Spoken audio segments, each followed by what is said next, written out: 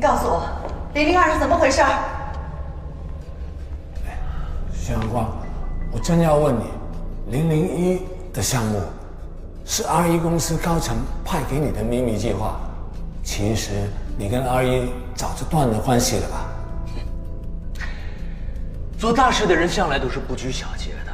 如果不这么做的话，像你们这么坚持所谓原则的人，会愿意拿馊代码跟我的安南托米合作吗？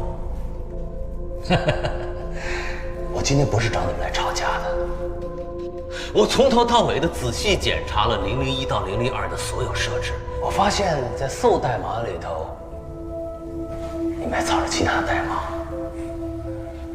我就想知道，这到底是为什么呀？这还需要问吗？我们当初不顾一切阻止你把 AR 的阈值给提高，为了什么呀？我就知道你要做出一个新的机器人来，好满足你对科学的野心。对科学有期待、有期望，这难道是错的吗？我就不明白，像你们这样的人啊，包括阿义，还有社会上那些个所有的对 AI 恐惧的这些个人，当然还包括雪姨，我就不明白了。你们为什么一定觉得，当阈值全面超越了人类的 AI， 一定加上人类的心智之后，就会对社会造成危害呀？它明明就是科技的里程碑，它明明可以把我们人类带到更远的地方去。好，我现在不想再追究这件事情了。我知道骚密码是你们设计的，你们一定有解决的办法，对不对？啊，告诉我。我把代码变成了不可逆的，一旦启动根本就无法挽回，是你害到了，你知道吗？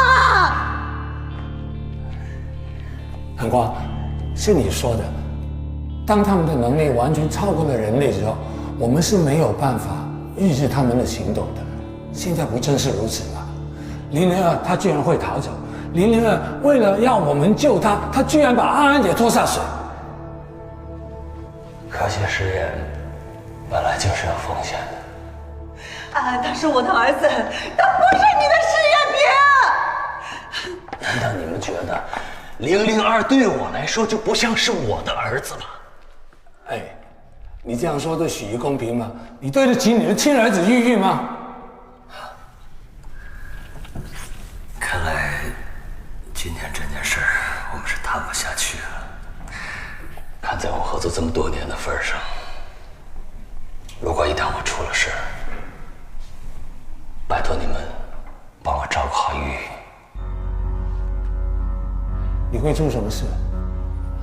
夏阳光，你说什么？你会出什么事？哎，你会出什么事？快告诉我！